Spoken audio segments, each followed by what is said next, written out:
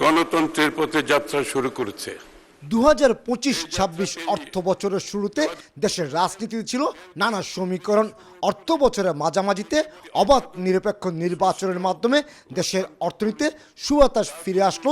মধ্যপ্রাচ্যে ইরানের সঙ্গে মার্কিন যুক্তরাষ্ট্র এবং ইসরায়েলের যুদ্ধ আবারও শঙ্কা বাড়িয়ে তোলে। এর মাঝে চট্টগ্রাম কাস্টম হাউসকে 1,02 কোটি টাকা রাজস্ব আদায়ের লক্ষ্যমাত্রা নির্ধারণ করে দেয় জাতীয় রাজস্ব বোর্ড। বছরের শেষ পর্যায়ে এসে 27 জুন পর্যন্ত লক্ষ্যমাত্রা অর্জন না হলেও একেবারে কাছাকাছি প্রায় 85,000 কোটি টাকা আদায় করেছে তারা। অবশ্য 2024-25 অর্থ বছরে রাজস্ব আদায় হয়েছিল 74,265 কোটি টাকা। আমরা মনিটরিং অনেক বাড়িয়েছি, মিস ডিক্লারেশন হ্রাস পেয়েছে, আমদানির পরিমাণ বেড়েছে, ওভারঅল স্বচ্ছতা বৃদ্ধি পেয়েছে শুল্ক আইন প্রক্রিয়ায়, যার কারণে রাজস্ব বেড়েছে।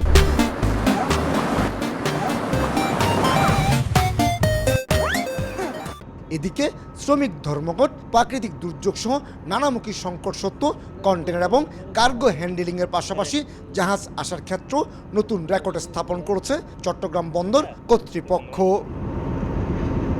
সবশেষ তথ্য অনুযায়ী চলতি অর্থ বছরের 27 মার্চ পর্যন্ত 4.60% প্রবৃদ্ধিতে 13,67,00,000 মেট্রিক টন কার্গো, 5.38% প্রবৃদ্ধিতে 34,73,000 কন্টেনার যেমন হ্যান্ডেলিং হয়েছে, তেমনি 5.22% প্রবৃদ্ধিতে জাহাজ এসেছে 4,290টি। চট্টগ্রাম বন্দর কার্গো হ্যান্ডলিং, কন্টেনার হ্যান্ডলিং এবং জাহাজের সংখ্যার দিক থেকে সব ইন্ডিকেটরে আমরা রেকর্ড ভঙ্গ করার দিকে এগিয়ে যাচ্ছি। বন্দরের মাধ্যমে আমদানি রপ্তানি পণ্য থেকে চট্টগ্রাম কাস্টম হাউস 1,000 কোটি টাকা রাজস্ব আদায় করলো। শুল্ক নির্ধারণ কিংবা পণ্য ছাড়ের ক্ষেত্রে এখন রয়ে গেছে নানা জটিলতা। বিশেষ করে আমদানিকৃত পণ্যের গুণগত মান পরীক্ষার জন্য চট্টগ্রাম থেকে ছুটতে হয় ঢাকার পথে।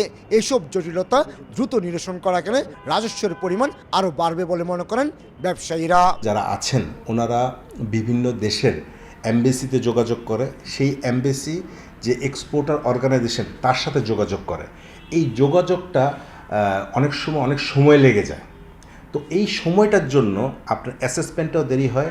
দেশের বর্তমান স্থিতিশীল রাজনৈতিক পরিস্থিতি যেমন আমদানি রপ্তানি বাণিজ্যে গতি এনেছে, তেমনি বিদ্যুৎ ও গ্যাসের কারণে দুর্ভোগে পড়েছেন শিল্প কারখানার মালিকেরা।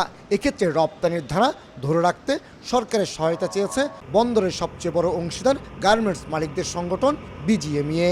বন্দর এবং কাস্টমকে যদি সক্ষমতা যদি ধরে রাখতে হয়, এই মুহূর্তে আমাদের একটাই করণীয়, এটা হচ্ছে যে দেশে যে এখন বর্তমানে যে স্থিতিশীলতা আছে, যেটা আপনার যে স্পেশালি পলিটিক্যালি যেটা আমরা এখন একদম মোটামুটি ভালো একটা পজিশনে আছি, এটা ধারাবাহিকতা বজায় রাখতে হবে সামনের দিকে। দেশের আমদানি রপ্তানির 93% সম্পন্ন হয় চট্টগ্রাম বন্দর দিয়ে। এর মধ্যে কন্টেনারের মাধ্যমে আমদানি রপ্তানির 98% হয় চট্টগ্রাম বন্দরে। কমল দে, সময় সংবাদ, চট্টগ্রাম।